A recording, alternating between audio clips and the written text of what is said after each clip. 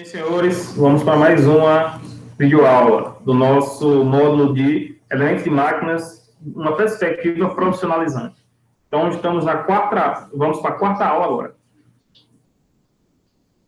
Então, eu vou logo compartilhar aqui a minha tela. E vamos lá. Então, vamos falar hoje sobre elementos de acoplamento.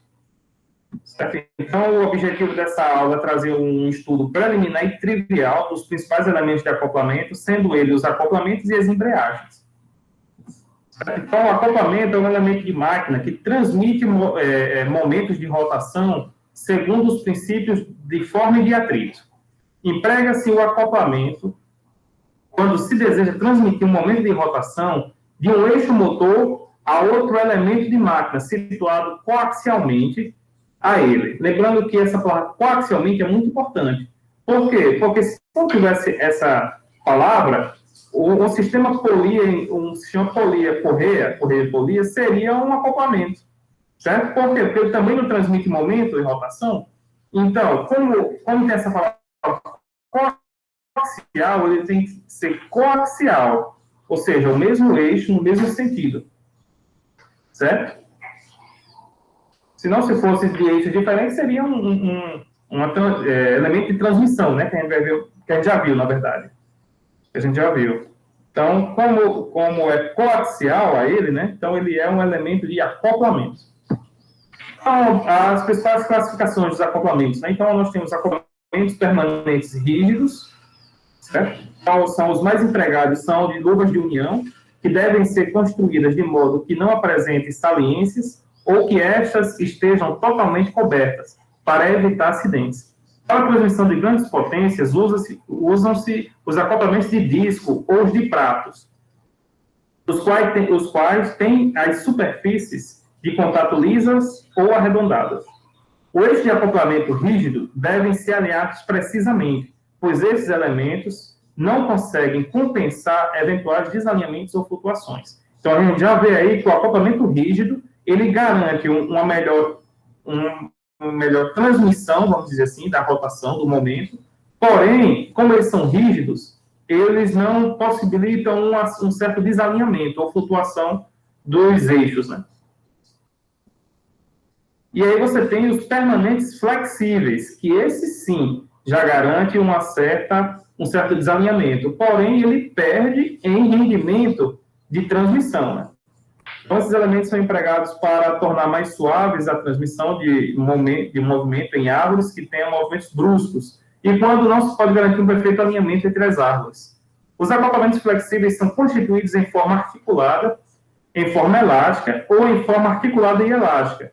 Permitem a compensação em até 6 graus de ângulo de torção e deslocamento angular axial, né? Então, esse deslocamento angular axial é esse aqui, ó.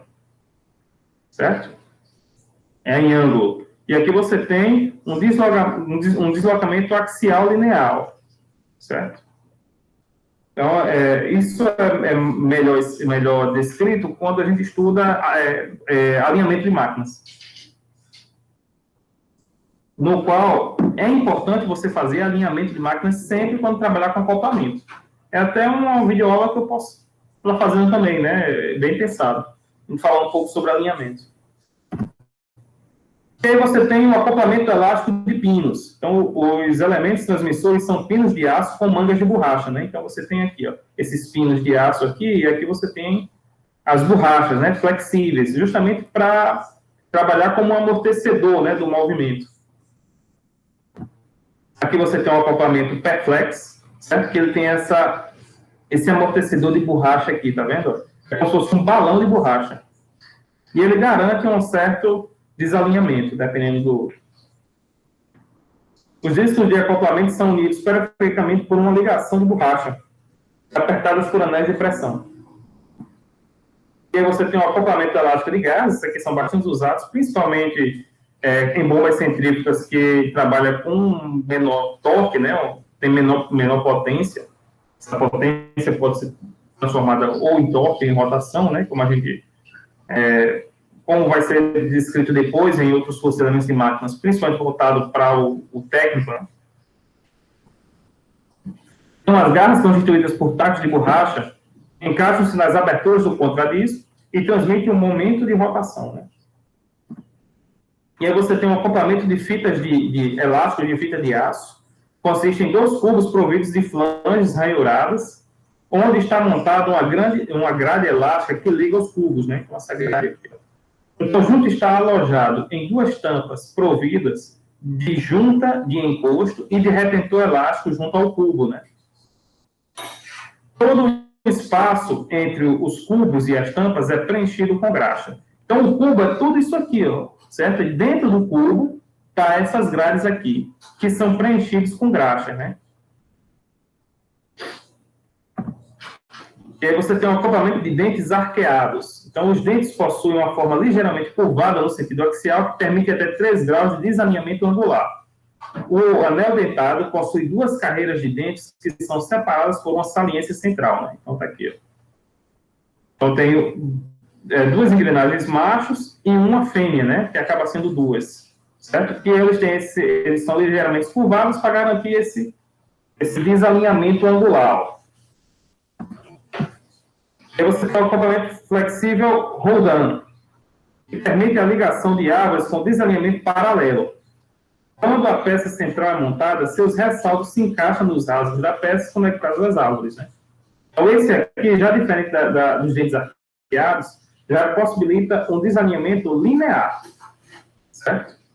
Paralelo, né? Que ele está chamando aí. Não angular. E aí você tem a junta de articulação. É usada para transmissão de momentos de torção em casos de árvores que formarão ângulos fixos ou juntas durante o movimento. A junta de articulação é mais conhecida como junta universal ou junta cardan. Aí você tem o conhecido eixo cardan, né? Empregada para transmitir grandes forças.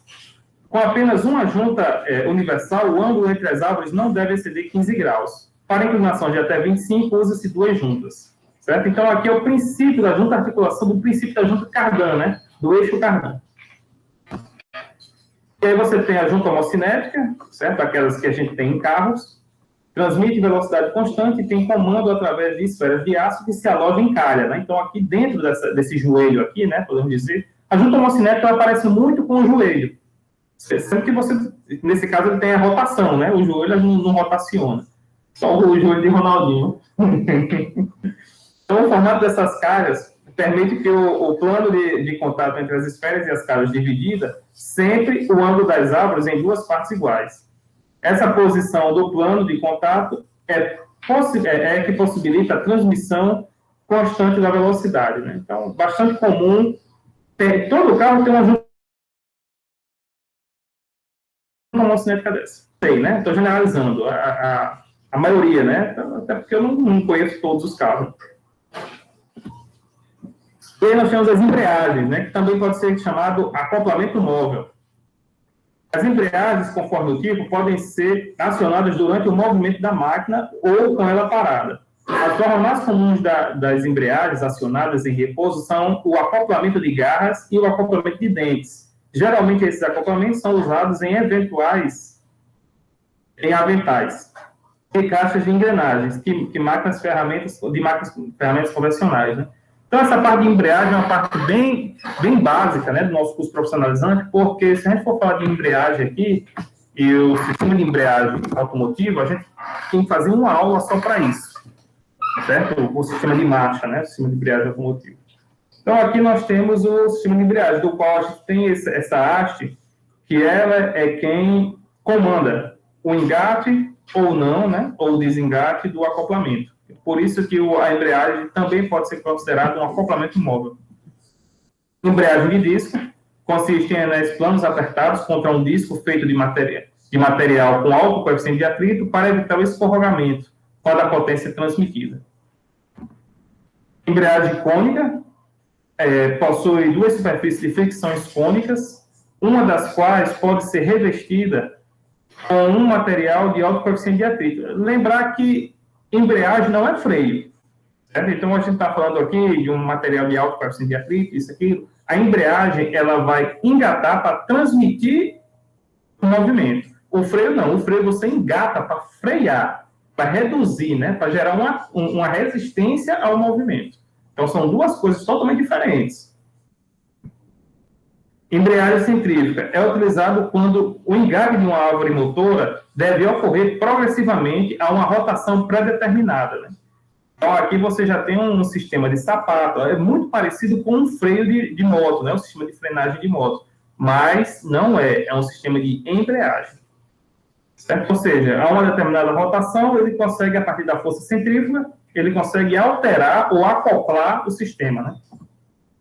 Embreagem de disco de automóveis, né? Para autoveículos. Então, consiste em uma placa revestida com abesto em ambos os lados, presa entre duas placas de aço, quando a embreagem está acionada, né? Então, aqui eu não vou me atentar muito nesse quesito, porque senão a gente vai perder muito tempo falando sobre embreagem automobilística, né? Talvez isso aí poderia ser tema de uma aula especial. Vamos dizer assim, aula especial, aula de curiosidades, né? Posso até estar desenvolvendo isso também em algum momento aí que me venha a paciência.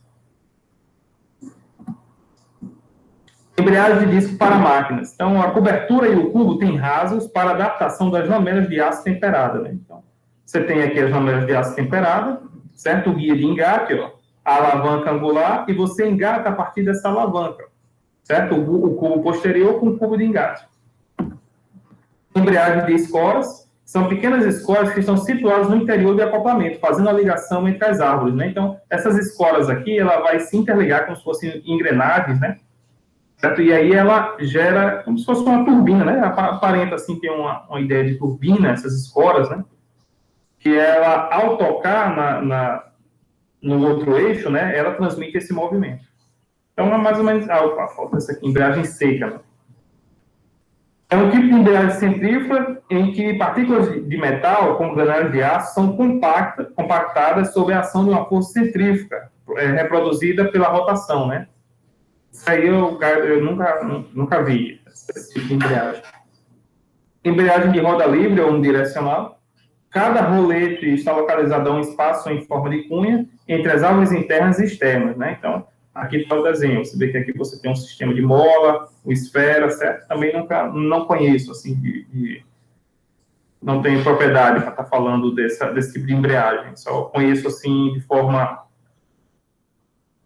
bibliográfica. E embreagem hidráulica. Nesse caso, as árvores motores movidas carregam impulsores de pares radiais, né? Então, era isso que eu estava querendo falar para vocês nessa parte de acoplamentos. Certo? Até uma próxima aula.